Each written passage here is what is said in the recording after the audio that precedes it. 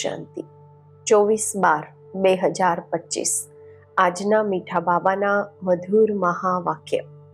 મીઠા બાકો, અવિનાશી જ્ઞાન રત્નોનું દાન જ મહાદાન છે. આ દાનથી જ રાજાઈ પ્રાપ્ત થાય છે, એટલે મહાદાની બનો. પ્રશ્ન છે, જે બાળકોને સર્વિસનો શોખ હશે એમની મુખ્ય નિશાનીઓ શું હશે? ઉત્તર છે, પહેલું, એમને જૂની દુનિયાનું વાતાવરણ બિલકુલ સારું નહીં લાગશે. બીજું, એમને ઘણાની સેવા કરી આપ સમાન બનાવવામાં જ ખુશી હશે. ત્રીજું, એમને ભણવાનું અને ભણાવવામાં જ આરામ આવશે. ચોથું, સમજાવતા સમજાવતા ગળું પણ ખરાબ થઈ જાય તો પણ ખુશીમાં રહેશે. પાંચમું, એમને કોઈની મિલકત નહીં જોઈએ. તે કોઈની પ્રોપર્ટીના પાછળ પોતાનો સમય નહીં વેડફશે. છઠ્ઠું, એમની રગો બધા તરફથી તૂટેલી હશે. સાતમું, તે બાપ સમાન ઉદારચિત હશે. એમને સેવાના સિવાય બીજું કંઈ પણ મીઠું નહીં લાગશે. ગીત છે, ઓમ નમઃ શિવાય. ઓમ શાંતિ.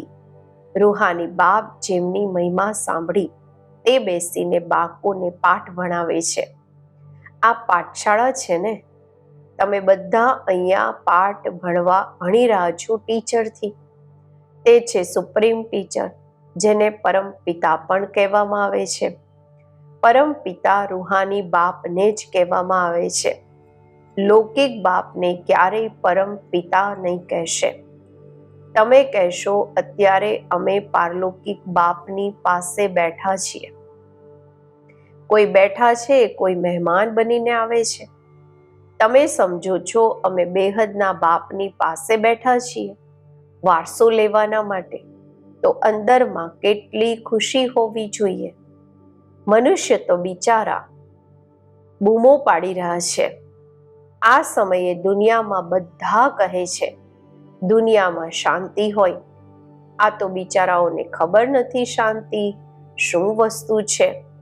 શાંતિના સાગર, જ્ઞાનના સાગર, શાંતિના સાગર બાપ જ શાંતિ સ્થાપન કરવાવાળા છે. નિરાકારી દુનિયામાં તો શાંતિ જ છે. અહીંયા બૂમો પાડે છે કે દુનિયામાં શાંતિ કેવી રીતે થાય. હવે નવી દુનિયા, સતયુગમાં તો શાંતિ હતી, જ્યારે કે એક ધર્મ હતો. નવી દુનિયાને કહે છે પેરેડાઇઝ, દેવતાઓની દુનિયા. શાસ્ત્રોમાં જ્યાં ત્યાં અશાંતિની વાતો લખી દીધી છે. બતાવે છે દ્વાપરમાં કંસ હતા, પછી હિરણ્યકશ્યપને સતયુગમાં બતાવે છે. ત્રેતામાં રાવણનો હંગામો. બધી જગ્યાએ અશાંતિ બતાવી દીધી છે. મનુષ્ય બિચારા કેટલા ઘોર અંધકારમાં છે. પુકારે છે બેહદના બાપને. જ્યારે ગોડફાધર આવે ત્યારે તે આવી શાંતિ સ્થાપન કરે. ગોડને બિચારા જાણતા જ નથી. શાંતિ હોય જ છે નવી દુનિયામાં, જૂની દુનિયામાં હોતી નથી. નવી દુનિયા સ્થાપન કરવા વાળા તો બાપ જ છે. એમને જ બોલાવે છે કે આવીને શાંતિ સ્થાપન કરો. આર્ય સમાજી પણ ગાય છે શાંતિ દેવા. બાપ કહે છે પહેલા છે પવિત્રતા.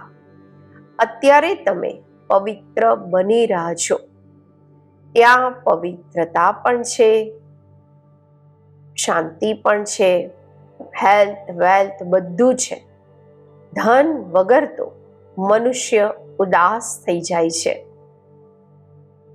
તમે અહીંયા આવો છો આ લક્ષ્મી નારાયણ જેવા ધનવાન બનવા. આ વિશ્વના માલિક હતા ને? તમે આવ્યા છો વિશ્વના માલિક બનવા. પરંતુ આ દિમાગ બધાનું નંબરવાર છે. બાબાએ કહ્યું હતું, જ્યારે પ્રભાત ફેરી કાઢો છો તો સાથે લક્ષ્મી નારાયણનું ચિત્ર જરૂર ઉઠાવો. એવી યુક્તિ રચો. અત્યારે બાળકોની બુદ્ધિ પારસ બનવાની છે. આ સમયે હજુ તમો પ્રધાનથી રજો સુધી ગયા છે. હજુ સતો પ્રધાન તક જવાનું છે. તે તાકાત અત્યારે નથી. યાદમાં રહેતા નથી. યોગ બળની ખૂબ જ કમી છે. પટથી સતો પ્રધાન નથી બની શકતા. આ જે ગાયન છે, સેકન્ડમાં જીવન મુક્તિ, આ તો ઠીક છે. તમે બ્રાહ્મણ બનો છો તો જીવન મુક્ત બની જ ગયા. પછી જીવન મુક્તિમાં પણ સર્વોત્તમ, મધ્યમ, કનિષ્ઠ હોય છે. જે બાપના બને છે તેમને જીવન મુક્તિ મળે જરૂર છે. ભલે બાપના બની પછી બાપને છોડી દે છે તો પણ જીવન મુક્તિ જરૂર મળશે. સ્વર્ગમાં ઝાડુ લગાવવા વાળા બની જશે. સ્વર્ગમાં તો જશે, બાકી પદ ઓછું મળી જશે. બાપ અવિનાશી જ્ઞાન આપે છે. એનો ક્યારેય વિનાશ નથી થતો. બાળકોને અંદરમાં ખુશીના ઢોલ વાગવા જોઈએ. આ હાય હાય થવાના પછી જ વાહ વાહ થવાની છે. તમે અત્યારે ઈશ્વરીય સંતાન છો, પછી બનશો દેવી સંતાન. આ સમયે તમારું જીવન હીરા જેવું છે, હીરા તુલ્ય છે. તમે ભારતની સેવા કરી ભારતને પીસફુલ બનાવો છો. ત્યાં પવિત્રતા, સુખ, શાંતિ બધું રહે છે. આ જીવન તમારું દેવતાઓથી પણ ઊંચું છે. અત્યારે તમે રચતા બાપને અને સૃષ્ટિ ચક્રને જાણો છો. કહે છે આ તહેવાર વગેરે જે પણ છે પરંપરાથી ચાલ્યા આવ્યા છે, પરંતુ ક્યારથી આ કોઈ નથી જાણતું. સમજે છે જ્યારથી સૃષ્ટિ શરૂ થઈ, રાવણને બાળવા વગેરેનું પરંપરાથી ચાલ્યું આવે છે. અત્યારે સતયુગમાં તો રાવણ હોતા નથી, ત્યાં કોઈ પણ દુઃખી નથી, એટલે ગોડને પણ યાદ નથી કરતા. અહીંયા બધા ગોડને યાદ કરતા રહે છે. સમજે છે ગોડ જ વિશ્વમાં શાંતિ કરશે, એટલે કહે છે આવીને રહેમ કરો, દયા કરો, અમને દુઃખથી લિબરેટ કરો. બાળકો જ બાપને બોલાવે છે, કારણ કે બાળકોએ જ સુખ જોયું છે. બાપ કહે છે તમને પવિત્ર બનાવી સાથે લઈ ચાલશે. જે પવિત્ર નહીં બનશે તે તો સજાઓ ખાશે. આમાં મનસા, વાચા, કર્મણા પવિત્ર રહેવાનું છે.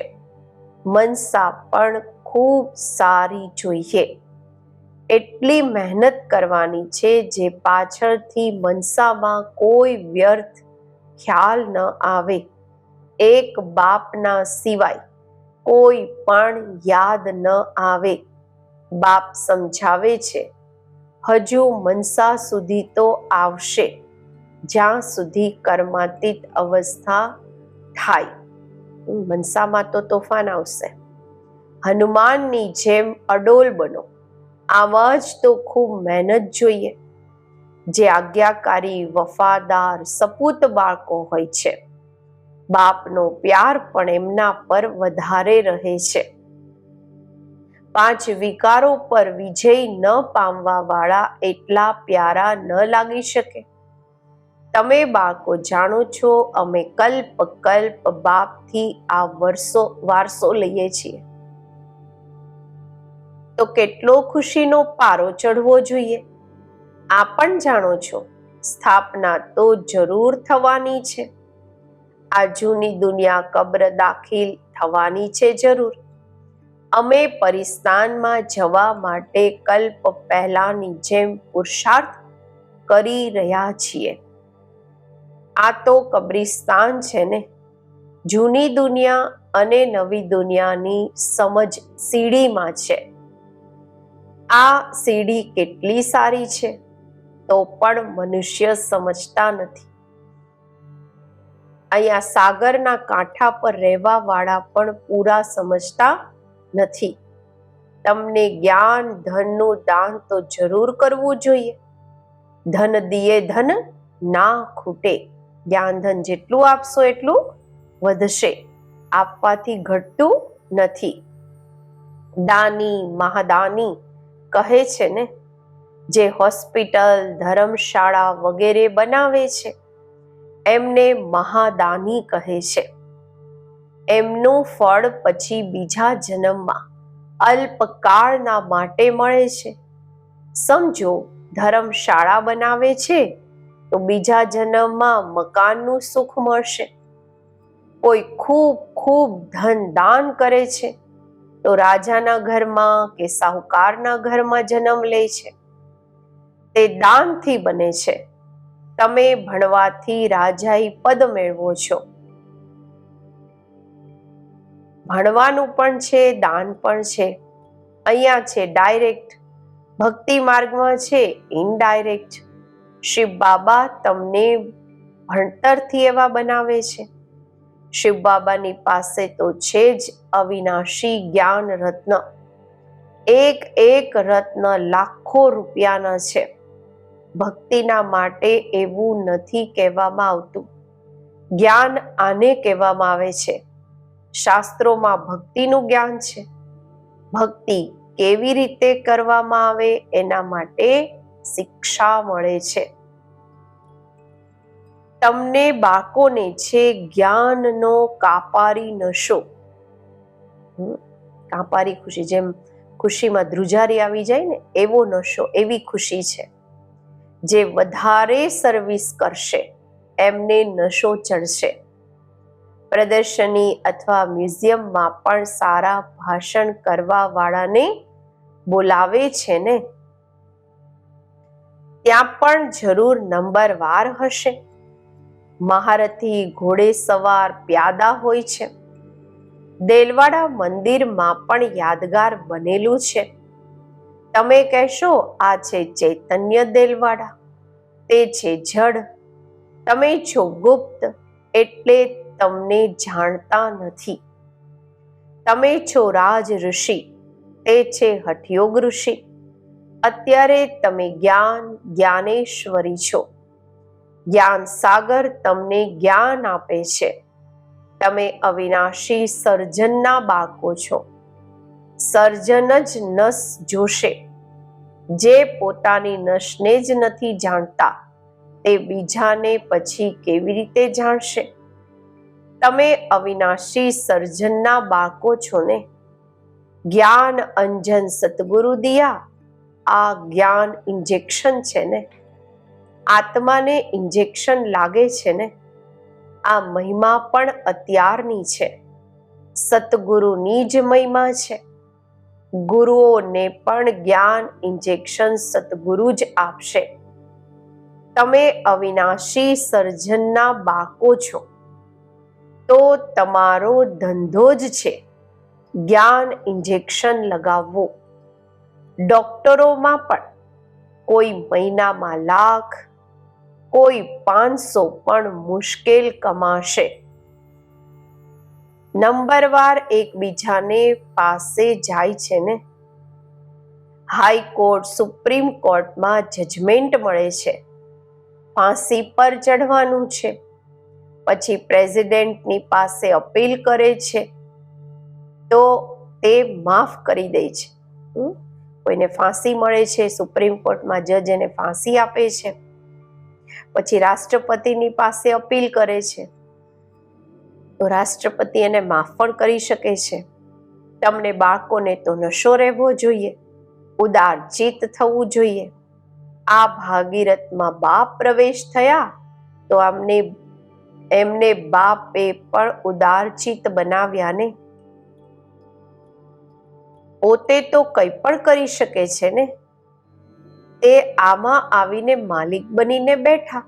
શિવ બાબા બ્રહ્માતનમાં માલિક બનીને બેઠા. ચાલો આ બધું ભારતના કલ્યાણના માટે લગાવવાનું છે.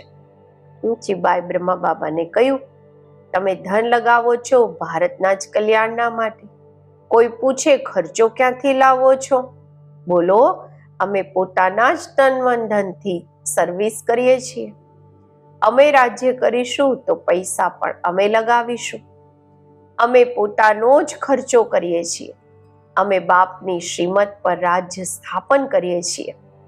જે બ્રાહ્મણ બનશે તે ખર્ચો કરશે. શુદ્રથી બ્રાહ્મણ બન્યા પછી દેવતા બનવાનું છે.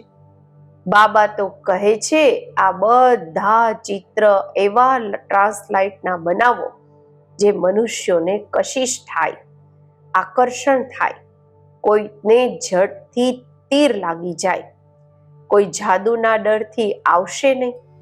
મનુષ્યથી દેવતા બનાવવા આ જાદુ છે ને. ભગવાનનું વાચ, હું તમને રાજયોગ શીખવું છું. હઠયોગી ક્યારેય રાજયોગ શીખવી ન શકે. આ વાતો અત્યારે તમે સમજો છો. તમે મંદિર લાયક બની રહ્યા છો. આ સમયે આ આખું વિશ્વ બેહદની લંકા છે. આખા વિશ્વમાં રાવણનું રાજ્ય છે. બાકી સતયુગ ત્રેતામાં આ રાવણ વગેરે હોય કેવી રીતે શકે? બાપ કહે છે અત્યારે હું જે સંભળાવું છું તે સાંભળો. આ આંખોથી કંઈ જુઓ નહીં. આ જૂની દુનિયા જ વિનાશ થવાની છે. એટલે અમે પોતાના શાંતિધામ સુખધામને જ યાદ કરીએ છીએ. અત્યારે તમે પૂજારીથી પૂજ્ય બની રહ્યા છો.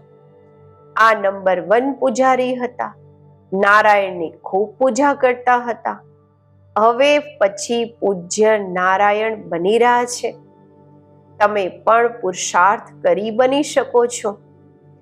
રાજધાની તો ચાલે છે ને. જેમ king Edward the first, second, third, Raja Edward એનું નામ છે. એના જ નામે રાજગાદી ચાલી, પહેલી, બીજી, ત્રીજી. તો બાપ કહે છે તમે સર્વવ્યાપી કહીને અમારો તિરસ્કાર કરતા આવ્યા છો, છતાં પણ અમે તમારા પર ઉપકાર કરું છું. આ ખેલ જ એવો વન્ડરફુલ બનેલો છે. પુરુષાર્થ જરૂર કરવાનો છે. કલ્પ પહેલા જે પુરુષાર્થ કર્યો છે તે ડ્રામા અનુસાર કરશે.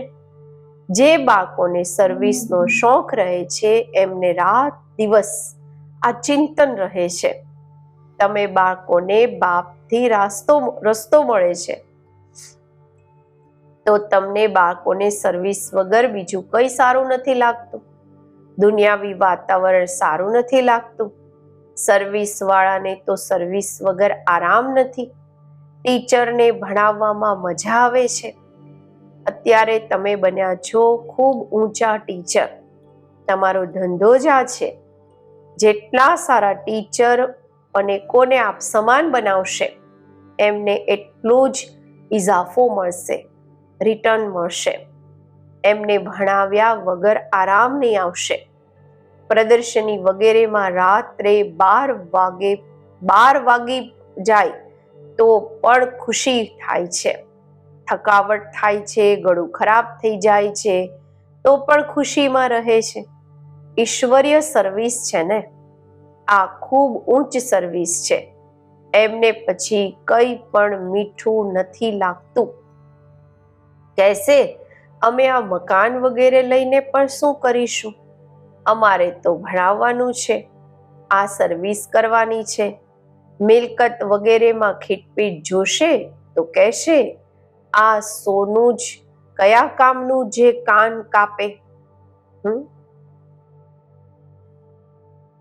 જેવી રીતે સોનું પહેર્યું હોય તો કાન કપાઈ જાય ને. બાબા કહે છે કે મા બાપની પ્રોપર્ટી એ શું કામની જે ખીટપીટ કરે. બાબા કહે છે સર્વિસથી તો બેડો પાર થવાનો છે. બાબા કહી દે છે મકાન પણ ભલે એમના નામ પર હોય, બીકે ને તો સર્વિસ કરવાની છે. આ સર્વિસમાં કોઈ બહારનું બંધન સારું નથી લાગતું. કોઈની તો રગ જાય છે, કોઈની રગ તૂટેલી રહે છે. બાબા કહે છે મન મના ભવ તો તમારા વિકર્મ વિનાશ થશે. ખૂબ મદદ મળી જાય છે. આ સર્વિસમાં તો લાગી જવું જોઈએ. આમાં કમાઈ છે ખૂબ.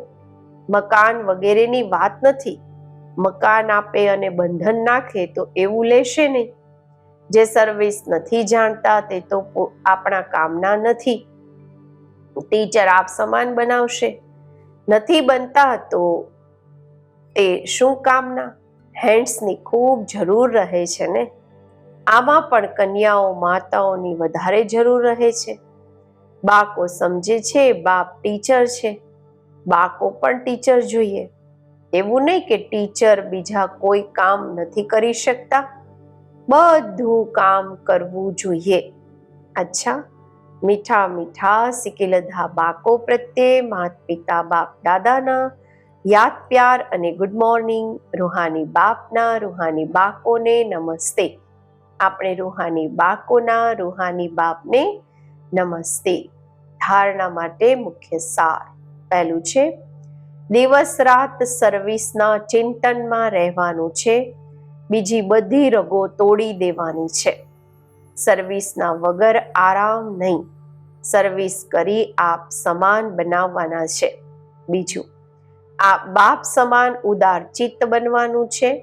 બધાની નસ જોઈ સેવા કરવાની છે. પોતાના તન મન ધન ભારતના કલ્યાણમાં લગાવવાનું છે. અચલ અડોળ બનવાના માટે આજ્ઞાકારી વફાદાર બનવાનું છે. આજનું વરદાન, કેમ શુંના પ્રશ્નોની ઝાડથી સદા મુક્ત રહેવા વાળા વિશ્વ સેવાધારી ચક્રવર્તી ભવ.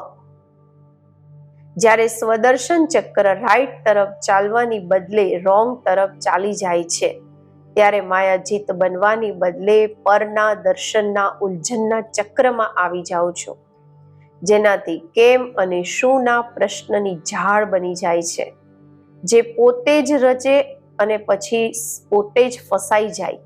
એટલે નોલેજફુલ બની સ્વદર્શન ચક્ર ફરાવતા રહો, તો કેમ શુંના ક્વેશ્ચનની ઝાડથી મુક્ત થઈ યોગયુક્ત જીવન મુક્ત ચક્રવર્તી બની બાપની સાથે વિશ્વ કલ્યાણની સેવામાં ચક્કર લગાવતા રહેશો.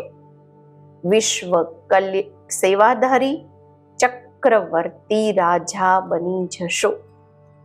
આજનું સ્લોગન, પ્લાન બુદ્ધિથી પ્લાનને પ્રેક્ટિકલમાં લાવો.